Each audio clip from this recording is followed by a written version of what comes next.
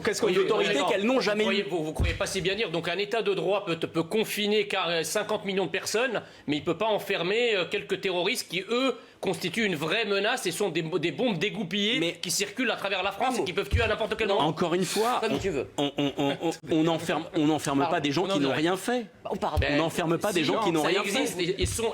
S'ils ont des liens avérés avec des organisations terroristes, effectivement, il y a des délais de rétention. On peut les enfermer. C'est aussi ça l'état de droit. Bruno Pomar, pour conclure, s'il vous plaît. Du code pénal. J'entends bien. C'est un point de rupture qui s'explique surtout par l'incompréhension en fait des mesures. On en a parlé il y a un instant, mais quand on est en guerre, dans une situation de guerre, effectivement, les hôpitaux craquent. Voilà, les soldats, en l'occurrence les soignants, les médecins, etc. Eh bien, ils sont soumis à un rythme qui est celui de la guerre. Voilà. Alors, qu'est-ce qu'on va faire en attendant le vaccin? Ça va être du stop and go. On va confiner, déconfiner, reconfiner, déconfiner. En attendant, on tue à petit feu l'économie du pays. Mais moi, je suis pas d'accord. Moi, je crois qu'il faut faire comme d'autres pays. Par exemple, la Suède n'a pas confiné. Alors, je connais l'argument qui consiste à dire. Tous les soirs, on parle de la Suède. Oui, parce qu'on nous dit oui, mais la densité de population n'est pas la même. Enfin, pas partout.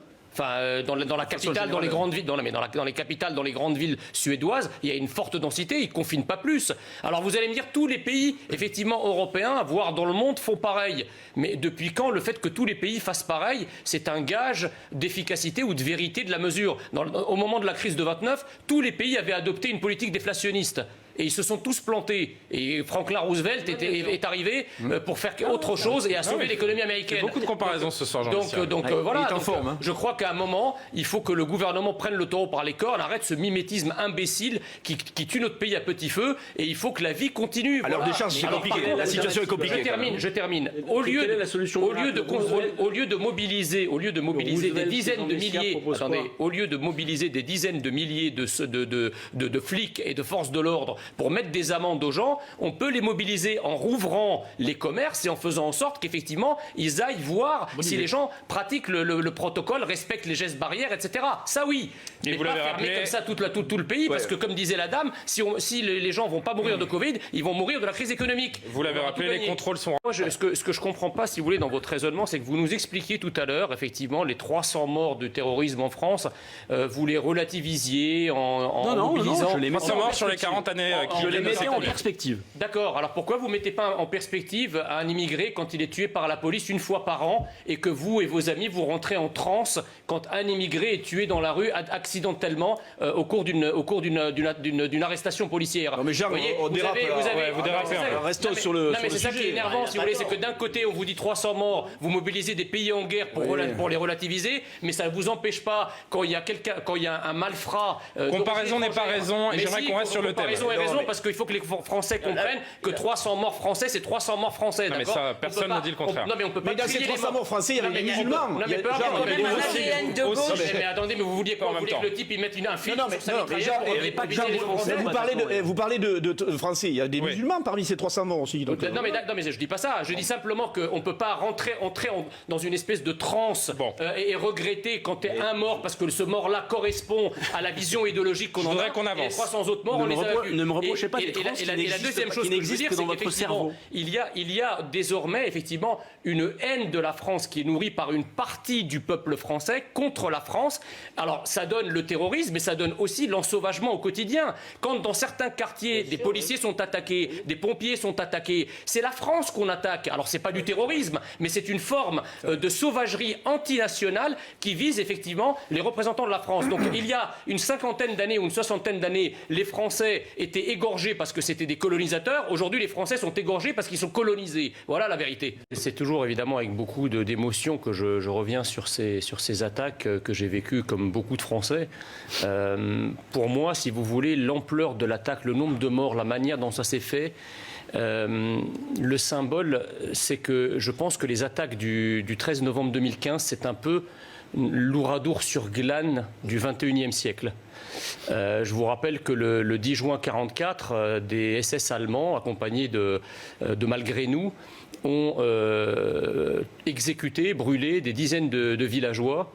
Et je pense que la symbolique, là, est à peu près la même, c'est-à-dire que des soldats, des Français d'origine maghrébine appartenant à l'État islamique ont exécuté froidement des dizaines d'innocents qui n'avaient rien demandé d'autre, qui assistaient à un spectacle, qui étaient sur les terrasses de café, etc.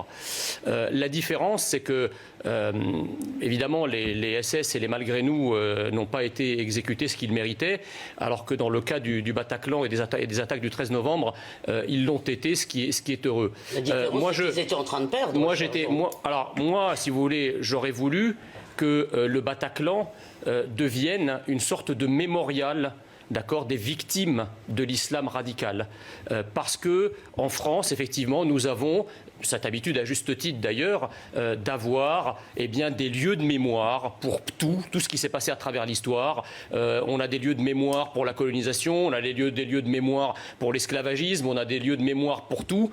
Et je pense qu'on aurait pu faire du Bataclan une sorte de musée où les gens peuvent se regarder. Alors pourquoi faire ce qu'il a toujours été aussi, à savoir ce lieu de vie et de musique, c'est peut-être une bonne chose. Non, mais pourquoi on l'a pas fait? Non, mais c'est pas ça la raison. Pourquoi on l'a pas fait? C'est que je pense que justement, on ne voulait pas attiser la haine, on ne voulait pas stigmatiser, on ne voulait pas, si vous voulez...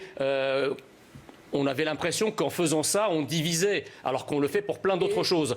Ça, c'est la première idée. La deuxième idée, c'est que les attaques, effectivement, de 2015 ont ouvert les yeux des Français. Malheureusement pas les yeux de nos élites, ou en tout cas pas de nos élites politiques. Je vous rappelle quand même que les attentats de 2015, on les avait vus venir, en quelque sorte, parce qu'on avait dit, attention, c'était l'année, rappelez-vous, où il y avait des colonnes de réfugiés qui arrivaient sur l'Europe, notamment vers l'Allemagne. La menace était extrême. On avait dénoncé, en tout cas à l'époque, quand j'étais au Rassemblement National... Il n'y a aucun rapport entre la vague migratoire de 2015 et les attentats de Bataclan. Non, Abdelhamid Abaoud, il habitait en France. Il ne s'est pas réfugié dans des colonnes de réfugiés en allant et en venant, en préparant depuis l'étranger les attentats. Commençons pas sur ce terrain. Commençons pas sur ce terrain. Donc je termine. On a le temps. On va discuter toutes les problématiques. Là, on est dans le souvenir et la compréhension. Je pense que ces attaques ont dessillé les Français, mais qu'effectivement, depuis l'attentat de Charlie Hebdo, qui avait déjà été annonciateur du risque, le gouvernement et les élites politiques de l'époque n'ont rien fait pour protéger la France et les Français. Ce que je ne comprends pas, si vous voulez, dans votre raisonnement, c'est que vous nous expliquiez tout à l'heure, effectivement, les 300 morts de terrorisme en France, vous les relativisiez en mobilisant... je les mets sur les 40 années je les mettais en perspective. D'accord, alors pourquoi vous ne mettez pas en perspective un immigré quand il est tué par la police une fois par an et que vous et vos amis, vous rentrez en transe quand un immigré est tué dans la rue accidentellement au cours d'une arrestation policière? Non mais Jean, on dérape là. Restons sur le sujet. C'est ça qui est énervant, si vous voulez, c'est que d'un côté, on vous dit 300 morts, vous mobilisez des pays en guerre pour les relativiser, mais ça ne vous empêche pas, quand il y a un malfrat... Comparaison n'est pas raison, et j'aimerais qu'on reste sur le thème. Comparaison est raison, parce qu'il faut que les Français comprennent que 300 morts français, c'est 300 morts français, d'accord? Mais ça, personne ne dit le contraire. Non, mais on peut pas... Mais dans ces 300 morts français, il y avait des musulmans. Non, mais mais attendez, mais vous vouliez quoi? Vous vouliez que le type, il mette un film sur sa mitraillette pour éviter les Français? Vous parlez de Français, il y a des musulmans parmi ces 300 morts aussi. Non, mais je dis pas ça. Je dis simplement qu'on ne peut pas entrer dans une espèce de transe et regretter quand tu es un mort, parce que ce mort-là correspond à la vision idéologique qu'on en a. Et les 300 autres morts, on les a vus. Ne me reprochez pas des transes qui n'existent que dans votre cerveau. Il y a désormais, effectivement, une haine de la France qui est nourrie par une partie du peuple français contre la France. Alors, ça donne le terrorisme, mais ça donne aussi l'ensauvagement au quotidien. Quand dans certains quartiers, des policiers sont attaqués, des pompiers sont attaqués, c'est la France qu'on attaque. Alors, c'est pas du terrorisme, mais c'est une forme de sauvagerie antinationale qui vise effectivement les représentants de la France. Donc, il y a une cinquantaine d'années ou une soixantaine d'années, les Français étaient égorgés parce que c'était des colonisateurs. Aujourd'hui, les Français sont égorgés parce qu'ils sont colonisés. Voilà la vérité. 300 morts, on peut dire que c'est beaucoup et que c'est énorme. Arrêtez avec mais ça. Encore, vous avez une manière de minimiser qui est scandaleuse. Je ne minimise pas. On fait des manifs pour Adama Traoré qui est un vous mélangez délinquant. Vous mélangez tout. important. Je dis pas que c'est pas important. Et à l'intercours, vous me dites que vous êtes un Vous mélangez tout et vous m'interrompez. Donc laissez-moi finir si vous voulez bien. Parce qu'on est très en retard, je voudrais qu'on aborde nos deux derniers sujets. Là, je parlais du vivre ensemble bien heureux. Arrêtez. Oui, c'est vrai, mais je crois que la solution aussi à ce genre de problème, c'est de travailler précisément sur le vivre ensemble. Oui. Et donc ça passe probablement par davantage de moyens dans certains secteurs pour les forces de l'ordre, mais je pense surtout que ça passe par une autre philosophie, encore une fois, des forces de l'ordre, de la doctrine d'ordre, qui permet d'avoir quand même un rapport entre... C'est la faute de la police. Non, je dis pas ça. Je dis pas que c'est la faute de la police. C'est moi qui fais l'interview, en l'occurrence. Il y a évidemment chaque fois à apporter à ce genre de problème. Vous êtes un peu un noyeur de poissons. J'ai pas dit le contraire. J'ai dit que c'était tout à fait scandaleux. Ce à quoi on assiste là, et ça a été répété par de Montbrial face à Laurence Ferrari ce matin, ça existe aussi en France et tous les soirs. Je ne crois pas que la France soit un pays à feu et à sang. Ça veut dire non, mais ça veut dire quand même que nous avons une explosion de lave identitaire quasi permanente. Non, ça je pense que c'est votre cerveau qui explose sous l'effet de la lave. Votre cerveau, lui, pratique une cécité militante. Il y a effectivement les plateaux que vous écumez. Les plateaux que vous écumez pour nous expliquer, qui se moque de la charité. Pour nous expliquer que le vivre ensemble, c'est quelque chose de formidable, que le multiculturalisme est enrichissant. Je pense que le vivre ensemble... Est-ce qu'on peut parler du concret? Non mais la petite querelle politique, on a compris, ça fait une heure que ça dure. On fait de la politique là. Non, pas en même temps.